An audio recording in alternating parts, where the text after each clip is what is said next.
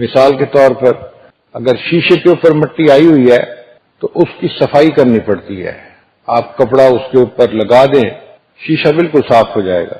لیکن اگر کپڑا میلا ہو جائے تو کپڑے کو کوئی استری کرنے سے وہ صاف نہیں ہوتا، اس کو دھونا پڑتا ہے. فرق کیا ہے؟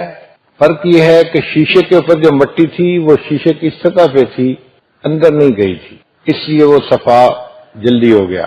کپڑے کے اندر جو مٹی ہے وہ اندر چلی گئی ہے. اب اس کو نکالنے کے لیے اس کو ستھرا کرنا پڑے گا، پانی میں ڈالنا پڑے گا، صابن لگانا پڑے گا، پھر وہ مٹی اس کپڑے سے جدا ہوگی اور کپڑا بالکل صاف ہو جائے گا. اسی طرح نفس کے اندر خرابی ہوتی ہے تو اس کا تزکیہ کرنا پڑتا ہے، اس کو ستھرا کرنا پڑتا ہے، محنت کرنی پڑتی ہے. اور یہ نفس کا تزکیہ حاصل کرنا ہمارے لیے لازم ہے. اللہ تعالیٰ فرماتے ہیں قد افلح من تزکا، تحقیق فلاح پا گیا وہ جو ستھرا ہوا. فلاح کہتے ہیں اس کامیابی کو جس کے بعد ناکامی نہ ہو، ایسی عزت جس کے بعد ذلت نہ ہو، اللہ کے ہاں ایسا قرب کہ جس کے بعد اس کو دوری نہ ہو، اس کو فلاح کہتے ہیں. اور یہ اس شخص کو ملتی ہے جو اپنے نفس کا تزکیہ کرتا ہے.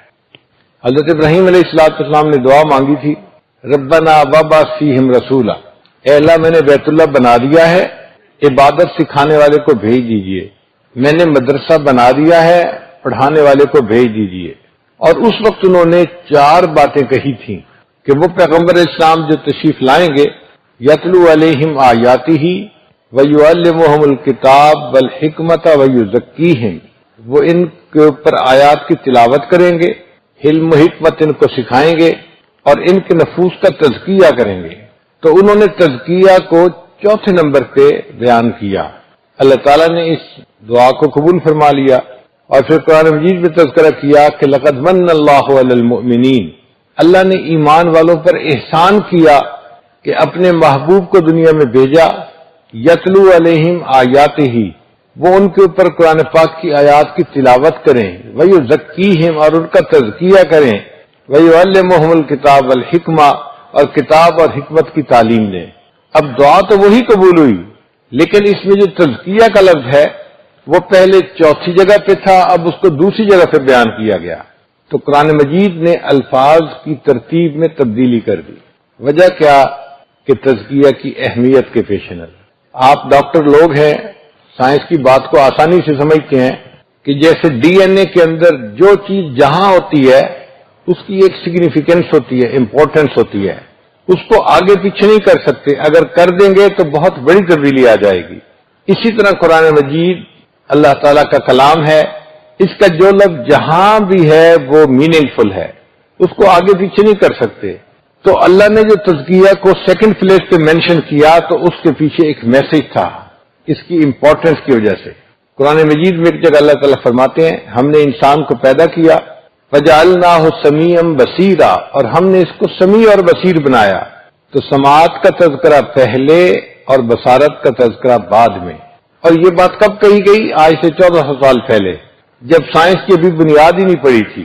اور آج موسٹ ماڈرن سائنٹیفک دور میں سائنس اس بات کو ثابت کرتی ہے کہ انسان کے کان پہلے بنتے ہیں ماں کے پیٹ میں، اس کی آنکھیں بعد میں بنتی ہیں. چونکہ سماعت کا تذکرہ پہلے ہے، بصارت کا تذکرہ بعد میں ہے. میڈیکل سائنس کے طلباء جانتے ہیں کہ بچے کی جب باڈی بنتی ہے تو سب سے پہلا آرگن جو اس کی باڈی میں ڈیولپ ہوتا ہے وہ اس کے کان ہوتے ہیں. حالانکہ عام فہم یہ کہتی ہے کہ سب سے پہلے دل بننا چاہیے، آنکھیں بننی چاہیے. سائنس کہتی ہے نہیں، کان بنتے ہیں. کان کیوں بنتے ہیں؟ اس کی وجہ یہ کہ اس کے اندر روٹ کینال ہوتی ہے اور اس کے اندر لیکوڈ ہوتا ہے، فلوئڈ ہوتا ہے، اور اس پر انسان کے پورے بیلنس کا انحصار ہوتا ہے. ہم جو سیدھا کھڑے ہوتے ہیں تو کیوں کھڑے ہوتے ہیں؟ ہمارے دونوں کانوں کے اندر فلوئڈ ہے، وہ ایک جگہ کے اوپر بیلنس ہوتا ہے اور دماغ کو سگنل ملتا ہے کہ میں سیدھا کھڑا ہوں. اگر وہ سگنل نہ ملے تو ہم تو سیدھا بھی نہیں کھڑے ہو سکتے. چنانچہ ایک نوجوان بیمار تھا اور بیماری کیا تھی کہ وہ جیسے ہی زمین پہ کھڑا ہوتا تو وہ نیچے گر جاتا تھا. تو اس سے ہم نے پوچھا کہ آپ صحت مند ہیں، آپ کو مسئلہ کیا ہے؟ وہ کہنے لگا جی کہ جب میں کھڑا ہوتا ہوں تو مجھے محسوس ہوتا ہے کہ میں ٹیڑھا ہوں، میں اپنے آپ کو سیدھا کرنے کے چکر میں نیچے گر جاتا ہوں. اصل میں اس کا جو فلوئڈ کا بیلنس تھا وہ خراب تھا، تو دماغ کو غلط سگنل مل رہا ہوتا تھا. اس لیے انسان کی پوری باڈی کا جو توازن ہے نا وہ کانوں کے سگنل پر منحصر ہے. اس لیے باڈی میں کانوں کا بننا زیادہ اہم تھا. اور قرآن مجید نے 1400 سال پہلے خبر دے دی کہ انسان کو ہم نے پیدا کیا، اس کو ہم نے سمیع بنایا، پھر اس کو ہم نے بصیر بنایا. پہلے کان دیے، پھر اس کو آنکھیں عطا فرمائی. جب ہم کوئی عمارت بناتے ہیں تو پہلے اس کی بنیاد پڑتی ہے، پھر اس کے بعد چھت بنتی ہے.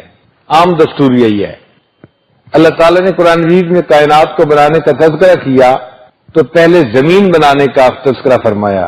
خلق الارض فی یومین، اللہ نے زمین کو 2 دن میں پیدا کیا. ثم استوى الی السماء، پھر اللہ تعالیٰ آسمان کی طرف، چھت کی طرف متوجہ ہوا. تو پہلے زمین بنی، بعد میں چھت بنی. لیکن جب کسی مکان کو گراتے ہیں تو ترتیب ڈیفرنٹ ہوتی ہے. سب سے پہلے اس کے اندر جو بجلی کی لگی ہوتی ہیں نا، بجلی کی لائٹیں، ان کو اتارا جاتا ہے. جب بجلی کی لائٹیں اتر جاتی ہیں پھر چھت کو گرایا جاتا ہے. پھر چھت گرانے کے بعد اس کی دیواریں گرتی ہیں اور وہی عمارت ختم ہوتی ہے. اب دیکھیں اللہ تعالیٰ نے قیامت کے قریب جا کے اس کائنات کو ختم کرنا ہے.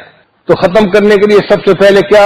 اذا الشمس کورت واذا النجوم انکدرت، لائٹیں اتاری جا رہی ہیں پہلے. اور پھر اس کے بعد تذکرہ کیا کہ ہم آسمان کو بھی جو ہے نا ختم کر دیں گے. اور سب سے آخر پہ زمین کا تذکرہ کیا. تو دیکھو عمارت بناتے ہوئے جو ترتیب تھی قرآن نے ڈیفرنٹ بتائی، جب گرانے کی ترتیب تھی تو قرآن نے ڈیفرنٹ بتائی. تو جو لفظ قرآن مجید کا جہاں ہے وہ اسی جگہ ہی اہم ہے. تو اب تزکیہ کو اللہ تعالیٰ نے دوسرے نمبر پہ بیان کیا. اس میں یہ میسج دینا تھا کہ انسان کا تزکیہ ہونا انتہائی ضروری ہے. ایک اچھا آدمی اگر کوئی بات کہے تو بات کا وزن ہوتا ہے کہ یہ لکھا پڑا ہے، شریف انسان ہے، اگر وہ بات کر رہا ہے تو بات کی اہمیت ہوگی. اگر وہ بندہ قسم کھا کے بات کہے تو اہمیت بڑھ جاتی ہے. اور اگر 2 قسمیں کھائے اور اہمیت زیادہ، 3 قسمیں کھائے. آپ سوچیں اگر کوئی بندہ 7 قسمیں کھا کے بات کرے تو بات کی اہمیت کتنی زیادہ ہوگی. اللہ رب العزت جو کائنات کے مالک ہیں اور خالق ہیں، انہوں نے قرآن مجید میں ایک جگہ 7 قسمیں کھا کر ایک بات کی ہے. فرمایا والشمس وضحاها والقمر اذا تلاها والنهار اذا جلاها والليل اذا يغشاها والسماء وما بناها والارض وما طحاها ونفس وما سواها. 7 قسمیں لگاتار کھانے کے بعد اللہ فرماتے ہیں قد افلح من زکاها وقد خاب من دساها. جو اپنے نفس کو ستھرا کرے گا وہ کامیاب ہوگا اور جو ستھرا نہیں کرے گا وہ ناکام ہوگا. آپ بتائیے اس سے زیادہ ایمفیسس اور کیا پلیس کیا جا سکتا ہے. اللہ رب العزت 7 قسمیں کھا رہے ہیں ان اے رو، آگے پیچھے، اس کی قسم، اس کی قسم، اس کی قسم. اور پھر فرماتے ہیں جو اپنے نفس کو ستھرا کرے گا وہ کامیاب ہوگا اور جو ستھرا نہیں کرے گا وہ ناکام ہوگا. ہم اگر اپنے نفس کو ستھرا کرنے کی محنت نہیں کریں گے تو پھر سوچیں ہمارا معاملہ کیا بنے گا. اب چیز کو صاف کرنے اور ستھرا کرنے کے طریقے ڈیفرنٹ ہوتے ہیں. مثلا آپ ایک کپڑے کو دھونا چاہتے ہیں تو پانی صابن کی ضرورت ہے. پانی صابن کے ذریعے کپڑا ستھرا ہو جائے گا، کپڑے کی میل ختم ہو جائے گی. لیکن اگر سونے کے اندر کھوٹ ہے تو وہ پانی صابن سے نہیں نکلے گا، اس کے لیے آگ جلانی پڑے گی اور سونے کو پگھلانا پڑے گا. یہ سنارے لوگ جو ہے نا یہ سونے کا کھوٹ اسی طرح نکالتے ہیں کہ سونے کو پگھلا دیتے ہیں. پگھلنے کے بعد سونا اور کوئی دوسری چیز جو ملاوٹ ہوتی ہے یہ الگ الگ ہو جاتی ہے. تو کبھی کھوٹ دور کرنے کے لیے آگ کی ضرورت پڑتی ہے. انسان کے اندر کا کھوٹ کیسے نکلے اس کے 2 طریقے ہیں. ایک طریقہ تو بہت آسان ہے کہ انسان اسی دنیا میں شریعت کے مطابق زندگی گزارے، اپنے آپ کو سنت کے مطابق ڈھال لے تو اس کے نفس کا تزکیہ ہو جائے گا اور یہ بندہ سیدھا جنت میں جائے گا.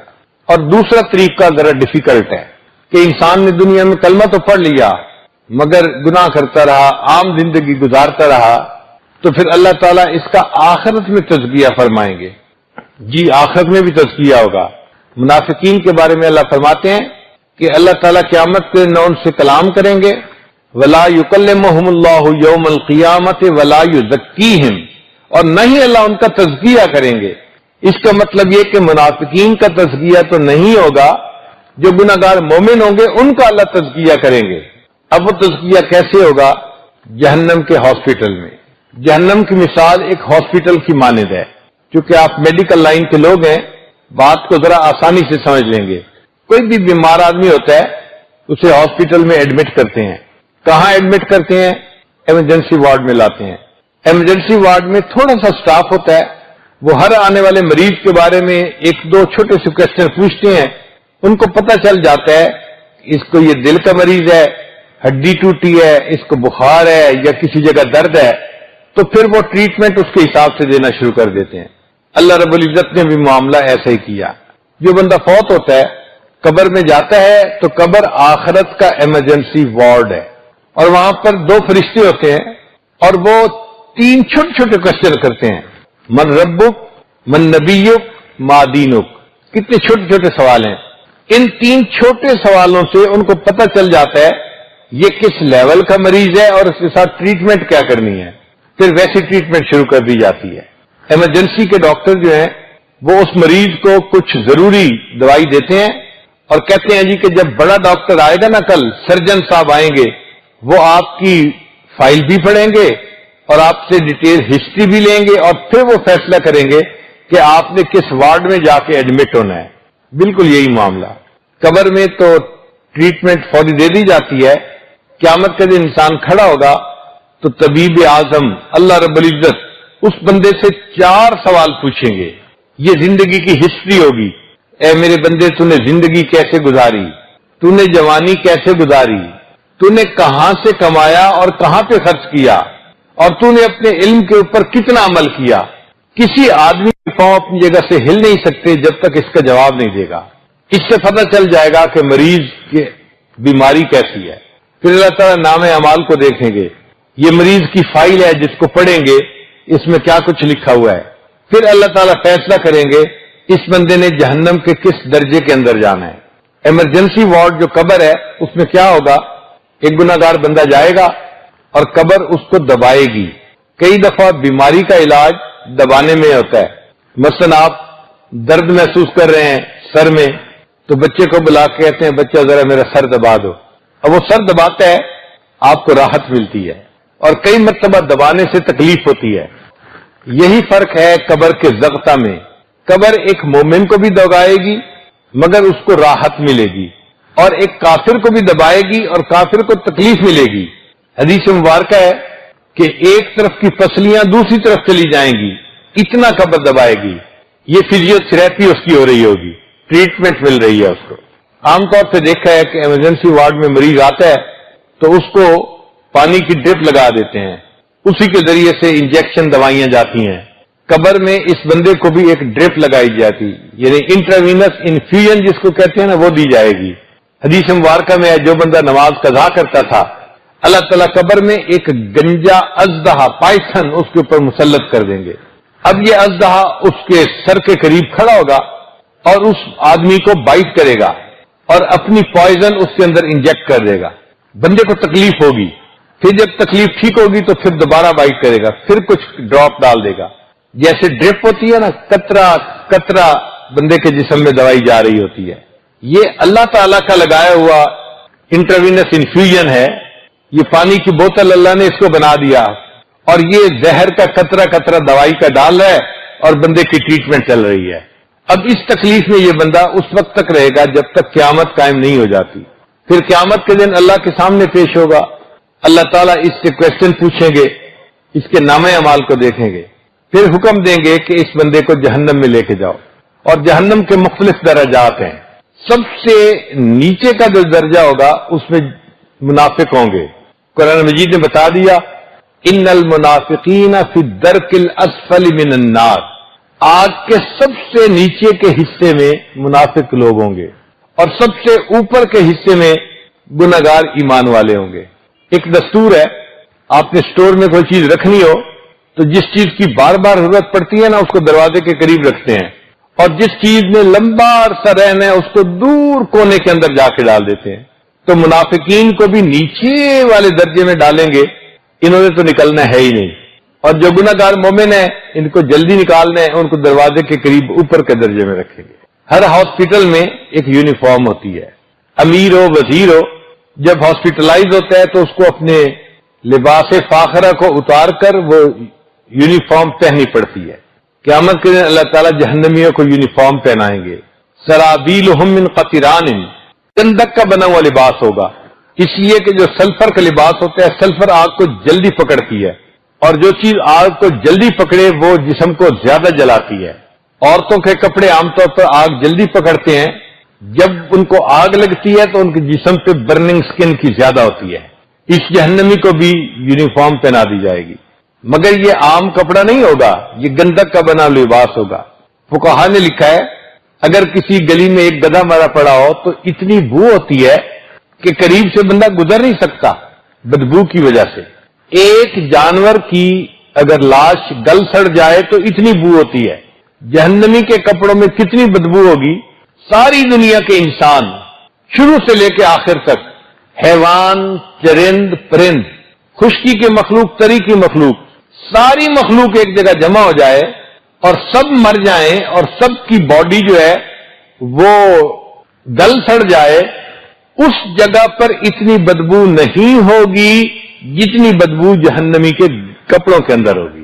اب آپ سوچئے ہم اس کپڑے کو کیسے پہنیں گے. آج تو ہم کپڑے پہنتے ہیں تو پرفیوم لگاتے ہیں، یہ پوائزن کی پرفیوم ہے، یہ فلاں پرفیوم ہے، یہ وائٹ مسک ہے جی مجھے بہت اچھا لگتا ہے. بھائی جب ایسے کپڑے پہنائے جائیں گے کہ جن کی بدبو اتنی زیادہ ہوگی کہ ساری دنیا کے انسان، حیوان، ان کی لاشیں گل سڑ جائیں، تو جتنی بدبو وہاں ہوگی جہنمی کے کپڑوں کی بدبو اس سے بھی زیادہ ہوگی. پھر یہ یونیفارم پہنانے کے بعد اس آدمی کو جہنم میں ڈالا جائے گا. جو مریض ہوتا ہے نا اس کو جہنم میں، اس کو ہاسپٹل میں لے جاتے ہوئے کئی دفعہ ویل چیئر پہ لے کے جاتے ہیں، اور جی پیشنٹ ہے ویل چیئر پہ جا رہا ہے، اور کئی دفعہ تو اس کو چارپائی پہ لٹا کے لے جاتے ہیں. یہ جہنمی جس کو جہنم میں بھیجا جائے گا یہ کوئی عزت، احترام اور پروٹوکول کے ساتھ نہیں جائے گا. اللہ تعالیٰ قرآن مجید فرماتے ہیں یوم یدعون الی نار جہنم دعا. فرشتوں کو جب حکم ہوگا کہ اس بندے کو جہنم لے جاؤ تو فرشتے اس بندے کو دھکے ماریں گے، جیسے کسی بندے کو ہیوملیٹ کیا جاتا ہے نا، دھکے مار مار کے لے جانا، تو فرشتے اس جہنمی کو دھکے ماریں گے اور ہیوملیٹ کر کر کے، ذلیل و رسوا کر کے اس کو جہنم میں پھینکیں گے. قرآن مجید کے صوتی اثرات بھی ایسے ہیں، پڑھتے ہوئے بھی پتہ چلتا ہے جیسے کوئی کسی کو دھکے مار رہا ہو. یوم یدعون الی نار جہنم دعا. پھر جب جہنم میں ڈال دیا جائے گا تو یہ بندہ وہاں آرام سے نہیں ہوگا، چھوٹا سا کمرہ ہوگا. ہاسپٹل میں جیسے مریض کا کمرہ ہوتا ہے نا، قرآن مجید نے کہا مکانن ضیقن، قرآن مجید کے الفاظ ہیں، چھوٹا سا کمرہ آگ کا بنا ہوا ہوگا، اس میں اس بندے کو ڈال دیا جائے گا.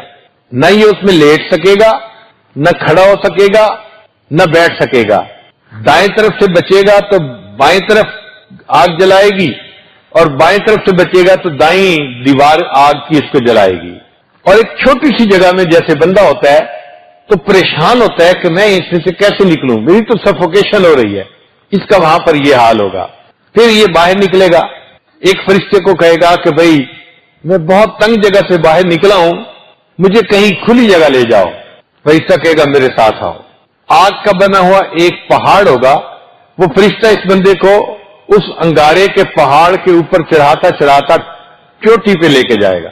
جب یہ بالکل ٹاپ پہ پہنچ جائے گا تو فرشتہ وہاں سے اس کو دھکا دے گا اور یہ بندہ گرے گا، اور آگ کے انگاروں پہ گرتا گرتا گرتا نیچے پہاڑ کی جہاں بیس ہوگی وہاں پہ آئے گا. جسم جل چکا ہوگا، تکلیف ہو رہی ہوگی، ہڈیاں ٹوٹ رہی ہوں گی. پھر یہ اٹھ کے کھڑا ہوگا، فرشتہ اس کے سامنے آئے گا. What can I do for you, can I serve you. وہ پوچھے گا اس سے، یہ کہے گا کہ ہاں مجھے بہت بھوک لگی ہے، پلیز کچھ کھانے کو میرے لیے لاؤ. وہ جائے گا اور زقوم کا پودا اس کو کھانے کے لیے لا کے دے گا. زقوم کا پودا آپ نے دیکھا ہوگا جس کے اوپر کانٹے ہوتے ہیں، پتے نہیں ہوتے، وہ پورا کا پورا کانٹوں سے بنا ہوا ہوتا ہے، اور اتنا بٹر ہوتا ہے کہ اگر صبح کے وقت اس کو چکھے نا تو شام تک اس کی کڑواہٹ منہ میں محسوس ہوتی ہے. یہ زقوم کا پودا، ان شجرۃ الزقوم طعام الاثیم، یہ وہاں پر کھانے کو دیا جائے گا. اس بندے کو اتنی بھوک لگی ہوگی کہ یہ اس کو کھانا شروع کرے گا، لیکن جب اس کو بائٹ کرے گا، کھائے گا، تو وہ زقوم اس کے گلے کے اندر جا کے اٹک جائے گا، نہ نگلتے بنے گی نہ اگلتے بنے گی۔ اب اور مصیبت میں پھنس گیا، پھر کہے گا جی کچھ مجھے پینے کو دو تاکہ میرا لقمہ نیچے جائے۔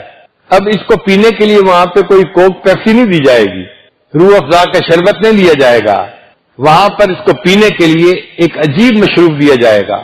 قرآن مجید فرماتے ہیں وَلَا طَعَامٌ إِلَّا مِنْ غِسْلِينٍ لَا يَأْكُلُهُ إِلَّا الْخَاطِئُونَ، جہنمیوں کے زخموں سے جو خون اور پیپ بہے گی وہ گرم گرم ایک پیالے میں ڈال کے، اس کو غسلین لکھا ہے، وہ اس کو پینے کے لیے دی جائے گی۔ اب آپ سوچئے زخم کے اندر پس ہو تو کتنی بو ہوتی ہے، قریب کھڑا نہیں ہوا جاتا، وہ پیپ اور وہ خون گرم اس کو پینے کو دیا جائے گا، اور اتنی پیاس ہوگی کہ یہ اس کو پیے گا۔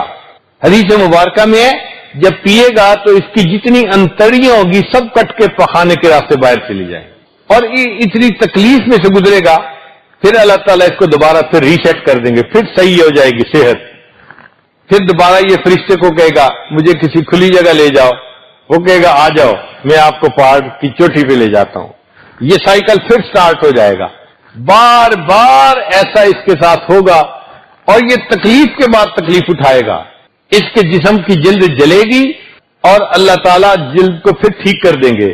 بدلناہم جلودا غیرہا لیذوقوا العذاب۔ آپ سوچئے یہ بندہ کتنی تکلیف کے عالم میں ہوگا۔ جیسے بندے کی بیماری ہوتی ہے نا، اس کی غذا بھی ویسی ہوتی ہے۔ ایک ہارٹ پیشنٹ آتا ہے، اس کو چربی والا کھانا بالکل نہیں دیتے، سب پراٹھے بند ہوتے ہیں اس کے لیے۔ شوگر کا مریض آتا ہے تو میٹھی چیز اس کے لیے بند ہوتی ہے۔ اسی طرح جہنمی میں جس قسم کا مریض ہوگا اسی قسم کی ٹریٹمنٹ دی جائے گی۔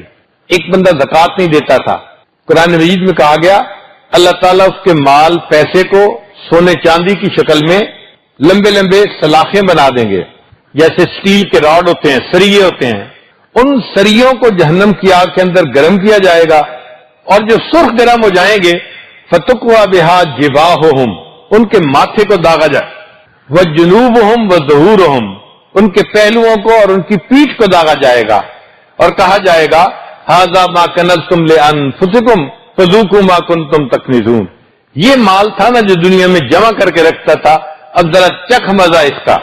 آپ بتائیں جب گرم سرخ راڈ سے انسان کے جسم کو جلائیں تو کتنی تکلیف ہوتی ہے۔ یہ جہنمی زکوٰۃ نہ دینے کی وجہ سے اتنی تکلیف میں سے گزرے گا۔ ایک وہ نوجوان ہوگا جو اپنی آنکھوں پہ کوئی کنٹرول نہیں رکھتا تھا، گھر سے نکلے ادھر بھی نظر پڑ رہی ہے، غیر محرم پر ادھر بھی، وہ تماشے دیکھتا پھرتا ہے۔ حدیث پاک میں ہے اللہ تعالیٰ فرشتوں کو حکم دیں گے اور وہ اسی طرح سلائیاں ہوگی لوہے کی، ان کو گرم کر کے اس کی آنکھوں میں پھیریں گے، جیسے سرمے کی سلائی آنکھ میں پھیرتے ہیں نا، سرما ڈالتے ہیں۔ یہ غیر محرم کو دیکھتا تھا، آج اس کی آنکھوں میں آگ کی سلائیاں پھیری جائیں گی۔ پھر ایک بندہ ہوگا جو دوسروں کے دل جلاتا تھا، ان کی غلطیاں کوتاہیوں کو دیکھ کے لوگوں میں بیان کرتا تھا، تو لوگوں کے دل دکھتے ہیں، وہ لوگوں کے دل دکھاتا تھا، ان کے لیے اللہ نے ایک الگ سیکشن بنایا ہوگا، اس سیکشن کا نام ہوگا ویل۔ اللہ فرماتے ہیں ویل لکل ہمزۃ لمزہ، عیب جو اور عیب گو، اس بندے کے لیے ویل کا عذاب ہوگا۔ یہ دو الگ الگ بیماریاں ہیں۔ ایسی مائکروسکوپک نگاہ ہونا کہ دوسرے پہ نظر پڑے تو اس کی چھوٹی چھوٹی غلطیوں کو بھی نوٹ کر لینا، یہ ہے عیب جوئی۔ اور اگر کسی کے عیب کا پتہ چل جائے اس کو لوگوں میں بیان کرتے پھرنا، یہ ہے عیب گوئی۔ یہ دو الگ بیماریاں ہیں۔ کئی دفعہ دونوں بیماریاں ایک ہی بندے میں ہوتی ہیں، تو ایسے بندے کو اللہ تعالیٰ اس ویل کی جگہ پر پہنچائیں گے، اور وہاں پر ایک آگ کا بنا ہوا کالم ہوگا، آگ جل رہی ہوگی اور ستون ہوگا آگ کا، اس بندے کو آگ کے ستون کے ساتھ باندھ دیا جائے گا۔ جیسے ایکس رے لینا ہوتا ہے نا، تو مریض کو کہتے ہیں جی آپ جیسے بھی ہیں آپ کو بس اس دیوار کے ساتھ لگ کے تھوڑی دیر کھڑا ہونا پڑے گا، 1 منٹ کے لیے اما جی کھڑی ہو جائیں، بس پھر ہم آپ کو نیچے بٹھا دیں گے۔ اسی طرح اس بندے کو آگ کے بنے ہوئے اس ستون کے ساتھ باندھ کے کھڑا کر دیں گے، اور پھر اس کے بعد کیا ہوگا، نیچے زمین کے اوپر انگارے ہوں گے، نار اللہ الموقدہ، التی تطلع علی الافئدہ، قرآن مجید میں ہے وہ آگ کے انگارے اٹھیں گے اور سیدھا اس بندے کے دل کو آ کر جانا ہٹ کریں گے، دل کو آ کر لگیں گے۔ یہ دنیا میں لوگوں کے دل دکھاتا تھا، آج اس بندے کے دل کو ٹارگٹ کیا جائے گا۔ جیسی کرنی ویسی بھرنی، جیسے لیزر گائیڈڈ راکٹ ہوتے ہیں نا کہ جب چھوٹتے ہیں تو سیدھا ٹارگٹ پہ جا کے لگتے ہیں، یہ آگ کے انگارے اللہ کے بنائے ہوئے لیزر گائیڈڈ راکٹ ہیں، یہ بندے کے سیدھا دل کے اوپر جا کر ہٹ کریں گے۔ اب آپ سوچئے بندہ آگ کے کالم کے ساتھ بندہ کھڑا ہے اور جو انگارہ اٹھتا ہے وہ دل کو آ کے جو ہے نا وہ جلاتا ہے، انسان کی کیا کیفیت ہوگی، کیا حالت ہوگی۔ پھر ایک بندہ ہوگا جس نے دنیا میں زنا کا ارتکاب کیا اور توبہ بھی نہیں کی، اگر توبہ کر لی تو اللہ معاف کر دیتے ہیں، اس نے توبہ بھی نہیں کی، فرشتے آئیں گے اور اس بندے کو ایک غار کے اندر، ایک کیو ہوگا اس کے اندر پش کر دیں گے، دھکیل دیں گے اور دروازے کو بند کر دیں گے۔ اس غار کے اندر کیا ہوگا، حدیث پاک میں آتا ہے بچھو ہوں گے، اسکارپین، بہت زہریلے قسم کے بچھو ہوں گے۔ جب یہ بندہ غار کے اندر جائے گا وہ بچھو اس کے اوپر اس طرح چڑھ جائیں گے جیسے شہد کے چھتے کے اوپر شہد کی مکھیاں بیٹھی ہوتی ہیں، ہزاروں کی تعداد میں وہ اس کی باڈی کو کور کر لیں گے اور اتنے بچھو ایک ہی وقت میں اس کو ڈسیں گے اور اس کے جسم کے انگ انگ کے اندر درد ہو رہی ہوگی۔ یہ عذاب کیوں دیا جائے گا؟ میرے بندے تو نے گناہ ایسا کیا تھا کہ جس گناہ کی وجہ سے تیرے جسم کے ایک ایک ٹشو نے انجوائمنٹ پائی تھی، آج ہم اس کا عذاب بھی ایسا دیں گے کہ جسم کے ایک ایک ٹشو کو اس کی سزا ملے گی۔ اب تو گھبرا کے یہ کہتے ہیں کہ مر جائیں گے، مر کے بھی چین نہ پایا تو کدھر جائیں گے۔ سوچئے انسان ایک غار کے اندر بند ہے اور اتنے بچھو کاٹ رہے ہیں، اس وقت سمجھ میں آئے گی لمحوں نے خطائیں کی، صدیوں نے سزا پائی۔ چند لمحوں کی خطاؤں کی خاطر انسان کتنے بڑے عذاب کو اپنے سر پہ لے لیتا ہے۔ تو ہر بندے کو اس کے گناہ کے بقدر عذاب ہوگا، اور جب اس کو انف عذاب ہو جائے گا، جب اللہ چاہیں گے پھر اس بندے کو اللہ تعالیٰ جہنم سے باہر نکالیں گے اور جہنم سے باہر نکال کے اس کو جنت بھیج دیں گے۔ جب انسان ہاسپٹل سے ڈسچارج کیا جاتا ہے وہ کہاں جاتا ہے؟ گھر جاتا ہے۔ بھئی جنت ہمارا گھر کیسے بنا؟ اس لیے کہ جنت آدم علیہ السلام کو اللہ نے عطا فرمائی، اسکن انت و زوجک، اے آدم علیہ السلام آپ اور آپ کی بیوی میری جنت میں رہیں، تو اللہ نے جنت آدم علیہ السلام کو الاٹ کر دی تھی، وہ وہاں رہے، پھر اللہ نے حکمت کے تحت ان کو زمین پہ اتار دیا۔ اب ہم ان کی اولاد ہیں، تو جب ہم واپس جائیں گے تو اپنے آبائی گھر میں بندہ جاتا ہے، تو ہم جنت میں جائیں گے کلمہ پڑھنے کی برکت کی وجہ سے۔ اسی لیے مومن کو جنت کا مالک نہیں بنایا جائے گا، فرمایا تلک الجنت التی نورث من عبادنا من کان تقیا، یہ جنت ہے اور ہم اپنے بندوں میں سے جو متقی پرہیزگار ہوں گے ان کو اس کا وارث بنائیں گے۔ تو وارث کون ہوتا ہے؟ باپ کی جائیداد کا۔ تو جنت ہمارے آدم علیہ السلام کی جائیداد ہے، ہم ان کے بیٹے ہیں، ہم اگر کلمے والی زندگی گزاریں گے تو مرنے کے بعد اس باپ کی جائیداد میں سے ہمیں حصہ ملے گا، ہمیں اللہ وہی گھر عطا فرمائیں گے۔ مگر جنت میں جانے کے لیے ایک شرط ہے کہ بندے کو پاک ہونا چاہیے روحانی بیماریوں سے۔ اگر کوئی بندہ بیمار ہو نا تو لوگ اس کو اپنے ملک میں نہیں آنے دیتے، چنانچہ آپ کسی ملک میں جانا چاہتے ہیں، آپ کے سارے کاغذات ٹھیک ہیں، ویزا لگ چکا، ہر کام ہو گیا، پھر ایک میڈیکل ٹیسٹ ہوتا ہے، اگر آپ کا میڈیکل ٹیسٹ ٹھیک نہیں ہے تو وہ ملک میں نہیں آنے دیں گے۔ وہ کہتے ہیں جی ہمارے ملک میں ایسی بیماری کے ساتھ نہیں آ سکتے جو بیماری دوسروں کے لیے نقصان دہ ہوتی ہے۔ ہمارے قریبی عزیز تھے، انجینئر تھے، انہوں نے دبئی میں جاب کے لیے اپلائی کیا اور 3000 کینڈیڈیٹس میں سے وہ اکیلے سلیکٹ ہوئے، تو بڑے خوش تھے کہ جی 3000 کینڈیڈیٹس تھے اور صرف میری سلیکشن ہوئی ہے۔ میرا جی پی اے بھی بہت اچھا تھا اور میں نے کوشچن بھی اچھے ان کے آنسر دیے اور یہ اور وہ، اور بس مجھے تو جاب بڑی اچھی مل گئی اور پے بھی بہت زیادہ تھی اور بینیفٹس بھی بہت زیادہ تھے، بہت فرنج بینیفٹس تھے۔ ہم نے ان کو دعا دی، کچھ 4-5 دن کے بعد اس نے فون کیا اور بچے کی طرح بلک بلک کے رو رہا تھا۔ میں نے پوچھا کیا ہوا؟ کہنے لگے جی کہ سارے کام ہو گئے تھے، میڈیکل ٹیسٹ کروانا تھا، جب میں نے میڈیکل ٹیسٹ کروا لیا تو ہیپیٹائٹس C+ آ گیا ہے۔ یعنی میں ہیپیٹائٹس سی کا مریض ہوں، بلڈ ٹیسٹ سے ثابت ہو گیا، اور انہوں نے مجھے نوکری سے منع کر دیا کہ آپ ہمارے ملک میں نہیں جا سکتے. تو دیکھو جو HIV پازیٹیو ہوتا ہے، ہیپیٹائٹس سی پازیٹیو ہوتا ہے، یا TB والا ہوتا ہے، اس کو دنیا اپنے ملک میں نہیں آنے دیتی. اسی طرح اللہ کا بھی قانون ہے کہ میری جنت میرے پاکیزہ انبیاء کے لیے ہے، جو وہاں جانا چاہے گا اس کو روحانی بیماریوں سے پاک ہونا پڑے گا. تو اگر تو دنیا میں اس نے شرعی زندگی گزاری اور روحانی طور پہ پاک ہو گیا، پھر تو یہ سیدھا جنت میں ڈائریکٹ روٹ، شارٹیسٹ روٹ جنت چلا جائے گا. اور اگر دنیا میں غفلت کی زندگی گزاری تو یہ بندہ جنت میں جائے گا وایا جہنم کے راستے سے جائے گا. اور جہنم سے جانا کوئی آسان کام نہیں ہے. ہم لوگ تو دھوپ کی گرمی برداشت نہیں کر سکتے، بھلا جہنم کی گرمی کو کیا برداشت کریں گے. اس لیے ہمیں چاہیے کہ ہم دنیا میں اپنے تزکیہ نفس کی محنت کریں، تاکہ جب موت آئے تو اللہ تعالیٰ قبر کو بھی جنت کا باغ بنا دیں اور ہمیں سیدھا قیامت کے دن جنت عطا فرما دیں. آپ نے فرض کرو ایک اونچی بلڈنگ ہے اور 50ویں فلور پہ جانا ہے، تو جانے کے دو طریقے ہیں. ایک تو ایلیویٹر لگا ہوا ہے، آپ وہاں اندر جا کے کھڑے ہو جائیں، یہ سب سے آسان طریقہ ہے. ایک بٹن دبائیں گے اور ایلیویٹر آپ کو 50ویں منزل پہ پہنچا دے گا. اور دوسرا طریقہ یہ ہے کہ آپ سیڑھیاں چڑھ کے جائیں. وہ ایک مصیبت ہوتی ہے بھائی، 2-4 فلور ہوں تو کوئی چڑھ بھی جائے، 50 فلور چڑھنا کوئی آسان کام نہیں ہوتا. اچھے صحت مند لوگ جو ہوتے ہیں پسینہ بہ رہا ہوتا ہے اور تھکے ہوتے ہیں. اور ایک تیسرا طریقہ ہے کہ ایک رسی لٹکا دی جائے 50ویں فلور سے اور بندے کو کہیں جی رسی کے ذریعے اپنے اوپر گھر جاؤ، تو بڑی مصیبت ہے. تو نیک بن کے جنت میں سیدھا جانا یہ تو ہے ایلیویٹر سے اپنے گھر پہنچ جانا، اور جو جہنم کے ذریعے سے جنت میں جانا ہے یہ ایسے ہی ہے جیسے رسی سے لٹک کے 50ویں منزل پہ جانا، بلکہ اس سے بھی زیادہ مشکل ہے. اللہ نے ہمیں عقل سمجھ دی ہے. ہم سوچیں کہ ہم دنیا میں 2 بندوں کے سامنے کی ذلت برداشت نہیں کر سکتے، قیامت کے دن ساری مخلوق کے سامنے کی ذلت کو بھلا ہم کیسے برداشت کر سکیں گے. حالت تو یہ ہے کہ چند کلو کا وزن سر پہ نہیں اٹھایا جاتا.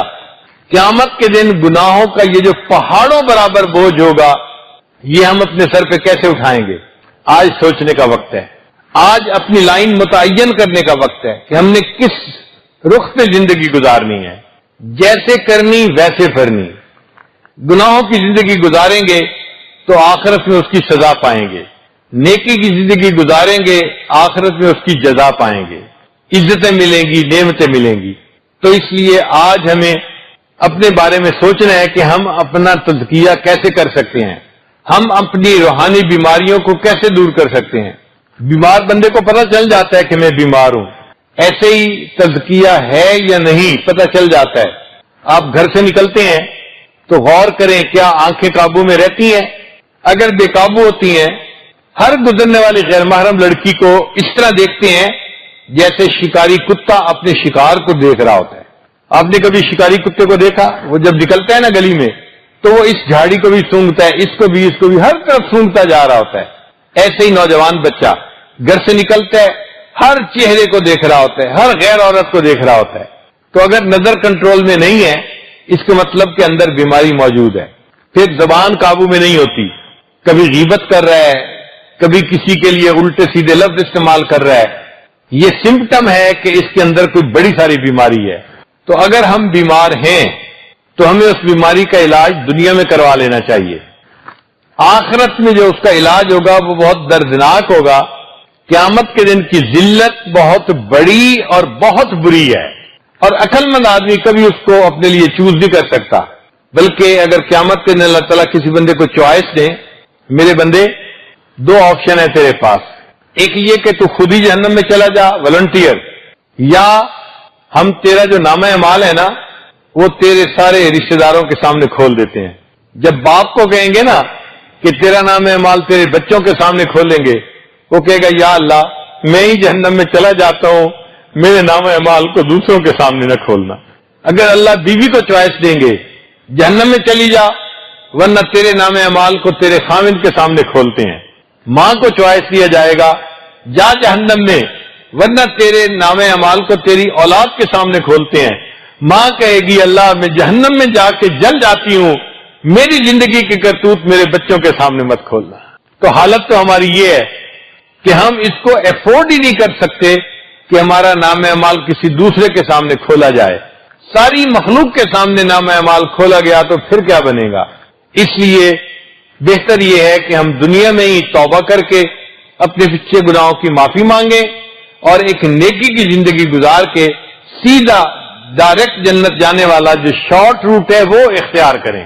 ہم فیصلہ کرتے ہیں کہ جی ہم آج کے بعد نیک بننا چاہتے ہیں.